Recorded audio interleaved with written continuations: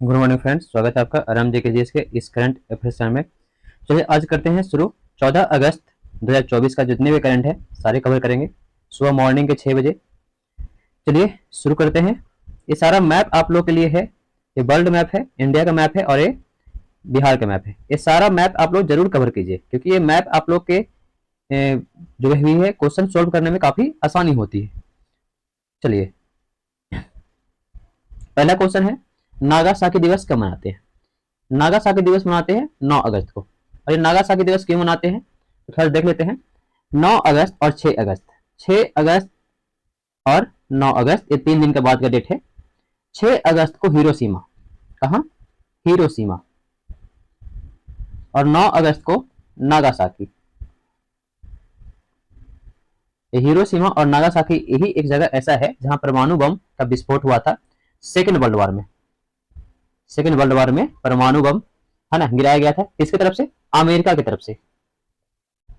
America ने परमाणु बम गिराया था। अब क्वेश्चन उठता है नागासाकी जगह जो है कहाँ? तो नागासाकी जगह जो है जापान में है। कहाँ? जापान। और 9 अगस्त को यही नागासाकी पर जो है बम का विस्फोट हुआ था।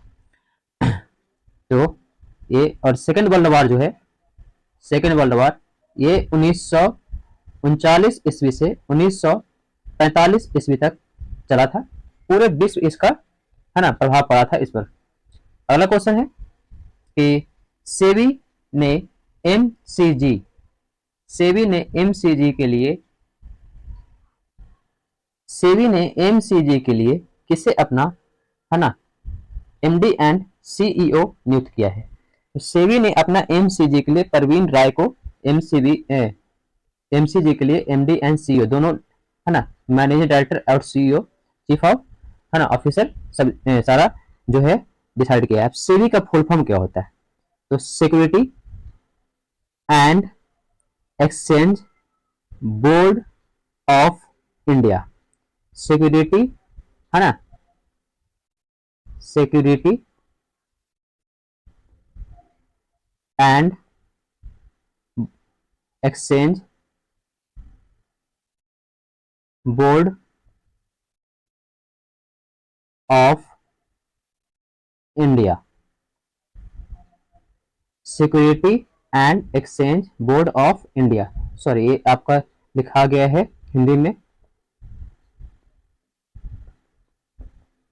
Securities and board of exchange end of India है ना। तो सेबी का फुल फॉर्म होता है। 1988 में इसकी स्थापना हुई थी। कब? 1988 में इसकी स्थापना हुई थी। और ये जो है निवेशकों, जैसे सेबी का स्थापना जो है ये निवेशक और भी काफी चीजों को है ना, जैसे इसमें पैसा इन्वेस्ट करना, कहाँ पे पैसा इन्वेस्ट करना है, इसके लिए पूरा को पूरा पारदर्शी रखने के लिए इसको बनाया गया था। चलिए लॉजिस्टिक नीति कहाँ लागू हुई? लॉजिस्टिक नीति ये लागू हुई है महाराष्ट्र में। कहाँ? महाराष्ट्र में लागू हुई है लॉजिस्टिक नीति। अभी लॉजिस्टिक नीति थोड़ा सा है क्या तो थोड़ा देख लेते हैं। लॉजिस्टिक नीति के तहत है ना 5 लाख रोजगार, कितना? 5 लाख रोजगार पैदा करने का अवसर जो है प्रदान करेगी महाराष्ट्र सरकार। इसके लिए एक नीति लाती है लॉजिस्टिक नीति। ई जूता, इलेक्ट्रिक जूता किसने बनाया है? इस थोड़ा सा किसने बनाया है, यहाँ से काट दीजिए, किसने बनाया है?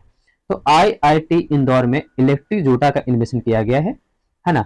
अब इस इलेक्ट्रिक जूता मतलब जूता में क्या होगा कि लोकेशन ट्रैक करने वाले डिवाइस होगा है ना। काफी इससे क्या होगा कि ये सेना को देने का प्लान है। और सेना इससे क्या करेगी, जैसे मान लीजिए कहीं पे सेना फंस जाती है फिर कुछ होता है तो उसको लोकेशन ट्रैक करने में सेना को आसानी हो जाएगी। आईआईटी इंदौर का बहुत अच्छा भी कार्य किया है, बहुत बेहतरीन कार्य किया है। पंजाब सहायता केंद्र किस एयरपोर्ट पर खुला?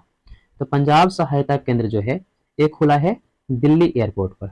दिल्ली एयरपोर्ट और बीच बीच में है ना। और यहाँ पे पंजाब सहायता इसके जो उद्घाटन किए हैं वो भागवत मान, किसने किया है? भागवत मान। ये कहाँ के सीएम है ये आप लोग कमेंट बॉक्स में बताएंगे है ना, हरियाणा या पंजाब। ठीक है, चलिए क्वेश्चन आगे बढ़ते हैं। सशस्त्र बल चिकित्सा बल निदेशक कौन बने हैं? तो सशस्त्र बल में चिकित्सा बल होता है, उसके निदेशक कौन बने हैं है ना, डायरेक्टर कौन बने हैं? तो अनुपम कपूर उसके निदेशक बने हैं। सशस्त्र चिकित्सा बल के निदेशक है ना बने हैं अनुपम कपूर। चलिए आगे बढ़ते हैं। भारत ने कहा विदेशी कार्यालय, है ना, खोला है? तो भारत ने खोला है जाम्बिया में। जाम्बिया में खोला है भारत ने विदेशी कार्यालय, है ना, परामर्श कार्यालय। क्या करेगा? परामर्श देगा। क्यों देगा परामर्श? तो परामर्श इसलिए देगा कि वहाँ क्या क्या हालात हैं। और जाम्बिया जो है अफ्रीका वाला कंट्री में है ना। अगर मैप में थोड़ा सा देख लेते हैं कि अफ्रीका वाला कंट्री में कहाँ है, तो थोड़ा सा देख लीजिए कि मैप में, है ना, मैप में ये तंजानिया के बगल में है जाम्बिया। आपको शायद दिख नहीं रहा होगा, तो यहाँ पर देख लेते हैं, घेरा देते हैं। ये है जाम्बिया, है ना, ये अफ्रीका महादेश में पड़ता है जाम्बिया। सबसे पहला क्वेश्चन, ये जाम्बिया किस देश में है? तो अफ्रीकी महादेश में है। अब आते हैं क्वेश्चन पे।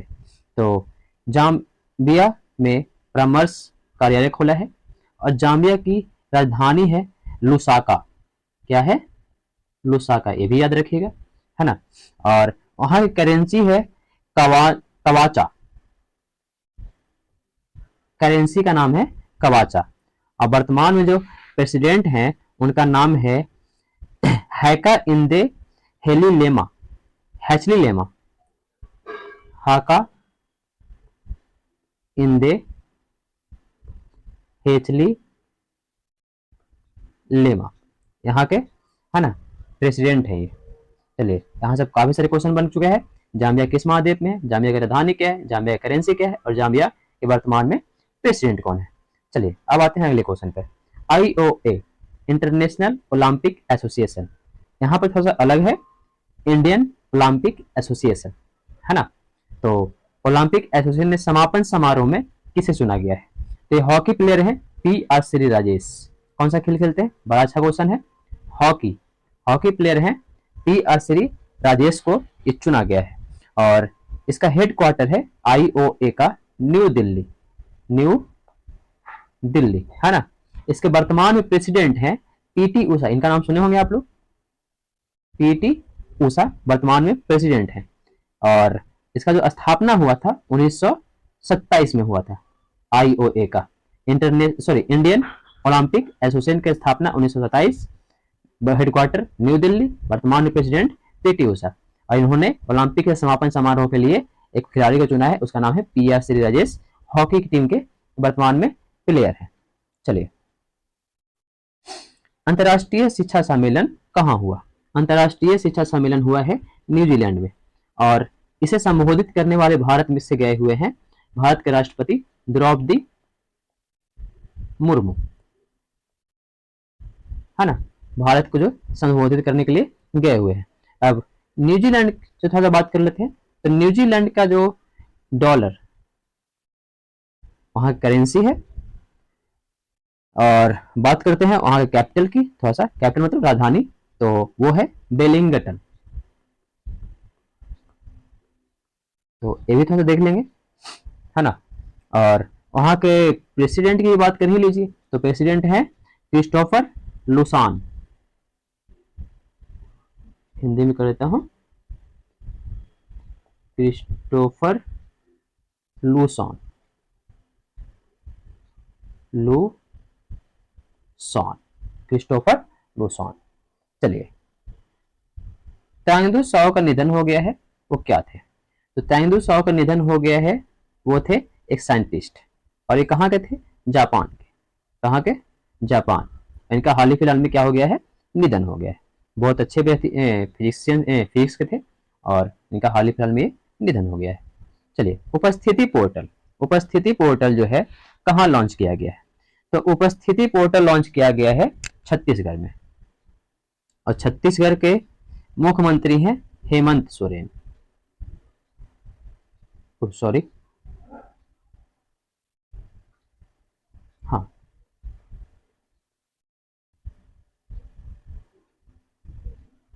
One minute. छत्तीसगढ़ के सीएम है वर्तमान में Bhupesh Baghel, sorry just mistake हो गया था, भूपेश बघेल। इन्होंने लॉन्च किया है उपस्थिति पोर्टल। उपस्थिति पोर्टल लॉन्च किया है परिशिक्षा एवं परिवार कल्याण के लिए। चलिए, किस राज्य में, किस राज्य में चुनाव लड़ने के लिए दो बच्चों की नीति समाप्त कर दी है?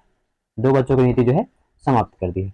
तो आंध्र प्रदेश ने क्या किया है कि 2 बच्चे की नीति को समाप्त कर दिया गया है। आंध्र प्रदेश की राजधानी है अमरावती। क्या है? अमरावती, है ना। और यहाँ के चंद्राबाबू नायडू सीएम है, और है ना गवर्नर है अब्दुल नाजिर। चलिए आगे बढ़ते हैं। डीवीएस ग्रुप की पहली महिला सीएम कौन है? डीवीएस ग्रुप की, DVS development bank of Singapore, development bank और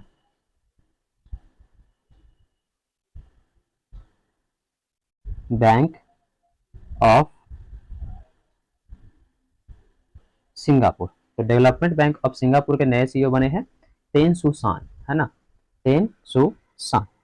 चलिए, पुदुचेरी के नए उपराज्यपाल कौन बनाए गए हैं? पुदुचेरी के नए उपराज्यपाल बनाए गए हैं के कैलाश नाथ। बांग्लादेश हाल फिलहाल में काफी यहाँ उथल पुथल मचा हुआ है। यहाँ अंतरिम सरकार का जो गठन हो चुका है, तो अंतरिम सरकार के प्रमुख बने हैं मोहम्मद यूनुस। चलिए आगे बढ़ते हैं। जम्मू एंड कश्मीर के नए डीजीपी, जम्मू एंड कश्मीर के नए डीजीपी कौन बने हैं? ये क्वेश्चन आप लोग का अभ्यास प्रश्न में है, तो इसका आंसर आप लोग कमेंट बॉक्स में अवश्य दें। चलिए, हम बात कर रहे थे हर दिन की तरह फैक्ट्स ऑफ द डे में यूएनओ की। तो यूएनओ में हम लोग पढ़ चुके थे, है ना, और आगे हम लोग पढ़ने वाले हैं सुरक्षा परिषद। तो सुरक्षा परिषद का वर्णन जो आता है वो आता है अध्याय 5 आर्टिकल 23 से 33 में, और यह यूएनओ का सबसे शक्तिशाली अंग भी है।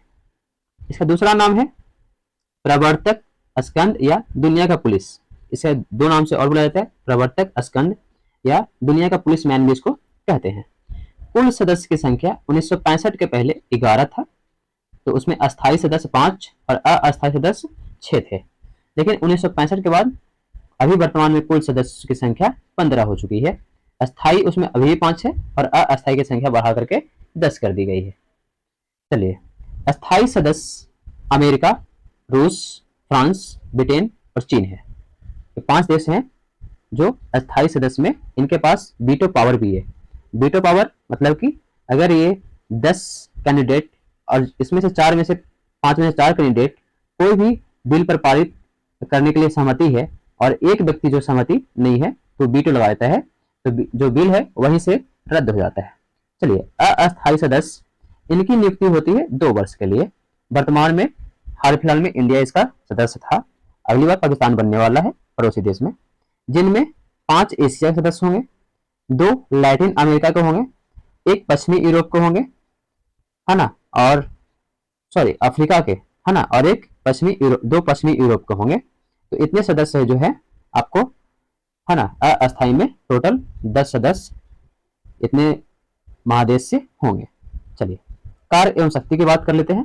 तो ये जो सुरक्षा व्यवस्था है पूरा बनाए हुए रखता है, तो अंतर्राष्ट्रीय विवाद का समाधान यही करेगा, किसी भी विवाद की जांच, किसी देश में विवाद की जांच ये करेगी, सैनिक सहायता उपलब्ध भी करवाएगा, आवेदन एक्सेप्ट करेगा, महासभा को सिफारिश भेजेगा, सशस्त्र नियंत्रण करेगा और महासभा के साथ न्यायालय में नियुक्ति भी करेगा। ये भी, हाँ, अब थोड़ा सा वीटो की बात कर लेते हैं। तो इसमें 5 देश को मिला हुआ है वीटो। वीटो शब्द की उत्पत्ति जो है लैटिन भाषा से होती है। वीटो का मतलब होता है रोकना। क्या होता है? रोकना। यह शक्ति केवल अस्थायी देशों के पास है, जिसकी संख्या कितनी है? 5।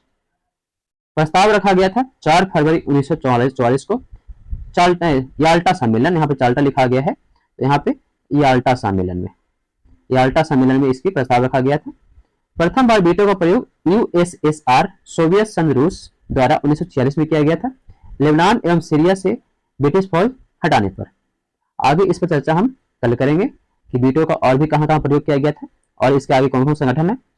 तो इसी के साथ आज का जो वीडियो है वो समाप्त होता है। धन्यवाद, आपका दिन शुभ हो। आप इसी साथ करंट आप लोग देखते रहें। Thank you.